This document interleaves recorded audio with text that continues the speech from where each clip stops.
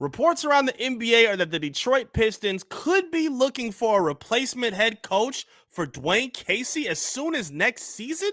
We'll talk about what the reports say and who a quality replacement could be for the Pistons right here at the DSN News Desk. Let's go. Never fall back. We will stay right where we at. What's good, Detroit Sports Nation? I am Eric Vincent, your host here at the DSN News Desk. Thank you for tuning in. We appreciate your time and support. With a very interesting story we got to dig in on about the Detroit Pistons. After their loss against the Brooklyn Nets on Wednesday, it's reported from Jake Fisher from Yahoo that the Detroit Pistons had a meeting with Dwayne Casey in the front office regarding his current status as head coach of the Pistons and the possibility of him moving up into a front office position. Now, according to the story, it was discussed that Dwayne Casey, who is currently in contract with the Pistons until 2023, 2024, they were talking about what his tenure would look like moving forward in terms of his future building with the Pistons. Now, there have been reports for a while that he's been interested in moving up into a front office position, kind of like Alvin Gentry did with the Sacramento Kings after being a head coach. Dwayne Casey could be looking at something very similar, which would make a whole lot of sense based on what's been happening in his time as the Detroit Pistons head coach. He's been here for 4 years. It's been nothing but losing seasons so far. We know he has a great relationship with Tom Gores as well as Troy Weaver. So him staying close with them and maybe developing a position where he is shadowing Weaver and helping out in those front office moves and areas, I think could maybe serve well for him, because I think it's a fair conversation to have in terms of if he should really be the long-term answer in terms of being a head coach for the Pistons. It's time to start having a conversation. I've heard you guys in the comment section. This has been a wild, pressing conversation with the Detroit Pistons fans on social media, off social media, everywhere. One of the biggest convos this season has been where Dwayne Casey lies with the Pistons in terms of what their future is going to be. It's a fair conversation at this point. Again, it was supposed to be a long rebuilding process. That's what this restoration was supposed to be. According to Troy Weaver, according to Dwayne Casey, they didn't want to skip any steps of this rebuild. They wanted to take their time, build the right foundation, and make sure everything was handled accordingly. And while there have been some good building blocks that they've developed, Lanny K. Cunningham, following up getting Jaden Ivey to pair in the backcourt, trading up and getting Jalen Duren, like adding free agents and getting pieces or trading for guys like Bojan, like those pieces make sense and those are moves that you can build on. But we just haven't seen enough development and production, especially in the terms of coaching, to keep Dwayne Casey as a solidified stamp to say, yeah, he should be our guy moving forward. I just don't think we've seen enough with that. And it's not just because of the circumstances that are out of his control. This season has been riddled with injuries, and he's dealt with a lot of injuries really since his first year as a coach. But at this point, it's not just that people are questioning. People aren't looking at that and say, okay, well, it is what it is. There are a lot of issues that people have with Dwayne Casey's coaching style. He's supposed to be a defensive-minded coach. The Pistons have been a horrible defensive-minded team all season long. One of the worst defensive teams in the entire NBA. He's supposed to be that as his calling card. He's supposed to be a great development of young talent as well. And we question if that's really happening with questionable rotations, questionable substitutions, playing guys in minimal minutes when they should maybe be playing a little bit bigger stretches. Guys like Killian Hayes, guys like Jalen Duren, like Jaden Ivey, who we've seen roll his eyes from being benched or taking out too early in games. Like, these are things that we got to pay attention to. And knowing that we haven't seen enough of that development for Casey even makes this a question in the first place.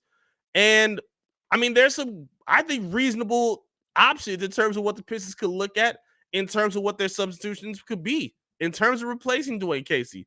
Because that has to be a thought at this point. Whether they look in-house and look at a guy like DJ Baker, who's, you know, the head coach for the Motor City Cruise, whether they look outside there. Maybe they're looking at assistant coaches around the league.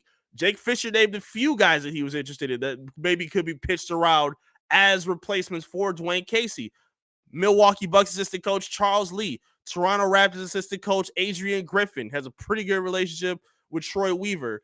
Chauncey Billups was mentioned as an option. I mean, before he was hired for the Trailblazers, they were looking at taking their eyes around at potential suitors that could fill in for Dwayne Casey. Because if they want him to move into a front office position, you got to make sure you pick the perfect coach that is going to take this team to a winning position. Because only so many more moves that this team can make. At this time, pretty sooner than later, you're going to have to rely more so on the development of these young players and the right coach to help get them there. And we haven't seen that yet from Dwayne Casey at this point. And even if you were to take other guys outside of that, I mean, I think those assistants could be very, impressive and helpful, but you're looking to win sooner than later. So if you're looking at some maybe other veteran coaches, kind of how they got Dwayne Casey, maybe a Kenny Atkinson could be an option. Former head coach for the Nets. Maybe you could be looking at one of the more controversial names like an Ime Udoka. Listen, I understand the shady, nasty past he's had, but his head coaching resume speaks for itself. And players and coaches and teams are going to be interested in maybe working with this guy down the line. I don't rule out that possibility. I'm not excusing what he did to put himself in a situation, even though we didn't get all the details of it from that messy and weird reporting that came out. The point is, he still could bring some big value as a coach. And I'm not going to rule that out at this point, because what do we want more than anything for this team? A winning product. And for what we saw, I don't think any of his behavior prevented the winning for his team. So for that reason, and basically based on how the Celtics handled it anyway, where he wasn't fired, they just suspended him and brought in somebody else, where at this point now, I don't think he's going to get that job back. And again, we saw the Brooklyn Nets go after him. We see his name mentioned in other options. I think like Toronto, who may be interested in him as well if they let go of a Nick Nurse.